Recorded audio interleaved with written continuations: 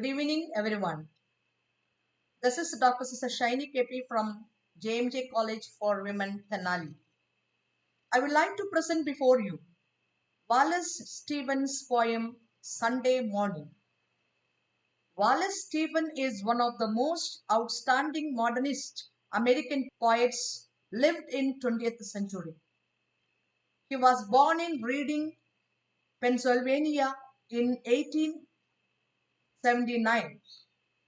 What distinguishes Stevens from other poets is that he never gave the impression of feeling any tension between the different aspects of his life. He was a master stylist, employing an extraordinary vocabulary and a rigorous precision in crafting his poems. His poem Sunday Morning is one of the best known poems published in 1923. This poem is an expression of paganism. It is his views on religion. He rejects the traditional or orthodox teaching of religion. He expresses his religious skepticism in a striking manner in Sunday Morning. Helen Hensey Wendler, an American literary critic, summarized the poem as a Stevens' search for a systematic truth that could replace the Christianity of his church-going childhood.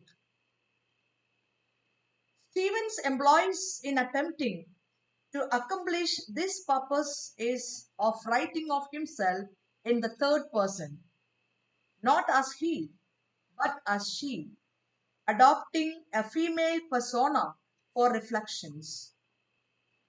Divinity must live within herself, declares the woman who has decided to celebrate Sunday at home with the coffee and oranges instead of going to church. Sunday Morning is a meditative poem in which Stevens presents a woman who is frightened by the thought of death when she hears the church bells. The poet initially appreciates the woman's rational thoughts as she refuses to accept the romantic fancies of the Christian altar life and wants to make her life on this earth itself meaningful. But when the woman, however, seeks some kind of imperishable bliss, the poet turns against her and begins to criticize her complacency. In the criticism of the woman, we are also criticized because most of us are like her in that we fail to live up to our reasonable thoughts and philosophies and fall back to the same traps of fantastic ideas given by our religions or myths. The first four stanzas, we see the woman rejoicing life, nature, and its beauty. She explicitly rejects the dogmas of religion and embraces the concrete reality and beauty of the world and life. Stevens' lifelong conviction is that poetry and poets must take the place of religion and priests to provide form and meaning for human life, which is implicit in the poem Sunday Morning. The most important of the major themes of Stevens is the idea that human perception of beauty requires the realization that everything on earth is temporary. The fifth stanza, the thought of death again intrudes. She is now afraid of it. She is tempted by the everlasting bliss for her individual self.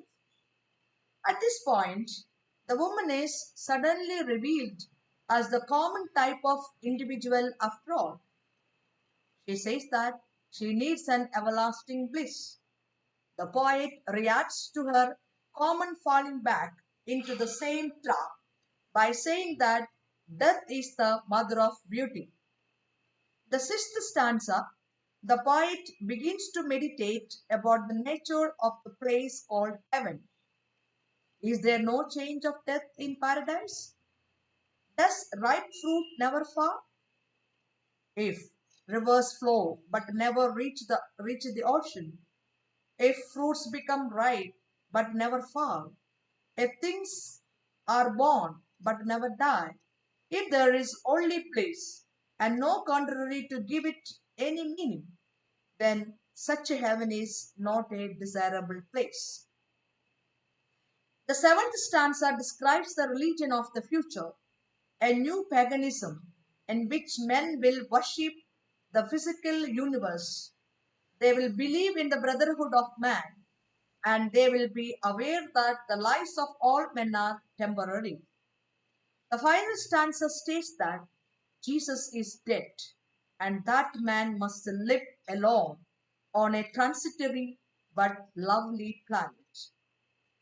The poem concludes with the idea that every man needs to recognize and come to terms with the inevitably reality of death that gives real meaning of life.